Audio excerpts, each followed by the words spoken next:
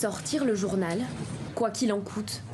Sous les yeux des médias, ces journalistes de l'Apple Daily ont continué leur travail toute la nuit. Un geste symbolique, fort, après l'arrestation par la police de Hong Kong de 5 des dirigeants du journal Pro-Démocratie. En une, les visages des 5 personnes arrêtées et une phrase « Nous devons continuer ». Des queues se sont formées dès l'aube pour acheter, en plusieurs exemplaires, le numéro historique. L'espace pour la liberté d'expression se réduit. De nombreux Hongkongais ont ressenti cette pression et je pense que celle des employés de l'Apple Daily doit être des centaines de milliers de fois plus grande que la nôtre. J'ai envie d'utiliser le peu d'argent que j'ai pour les soutenir, même si ce n'est pas grand-chose. Pour marquer le coup, l'organe de presse a imprimé 500 000 exemplaires du journal.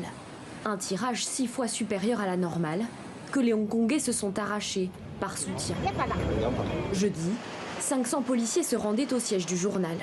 Une véritable opération commando débouchant sur la perquisition de 44 disques durs et les arrestations du rédacteur en chef et du directeur général de l'Apple Daily. Enfermés jusqu'à nouvel ordre, en vertu de la drastique loi sur la sécurité nationale, ils sont accusés d'avoir sorti des articles appelant à des sanctions contre la Chine. 2 millions d'euros d'actifs détenus par le journal Pro-Démocratie ont également été gelés. Cela aura un impact sur la liberté de la presse à Hong Kong.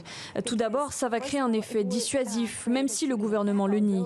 Je pense que si vous étiez un journaliste dans un média d'information, vous auriez peur. La police a dit qu'une trentaine d'articles étaient mis en cause, mais on ne sait pas s'il s'agit de reportages, d'analyses ou de tribunes. L'Apple Daily est dans le viseur des autorités chinoises depuis de nombreuses années. Soutien en 2014 du mouvement des parapluies et en 2019 des manifestations pro-démocratie à Hong Kong.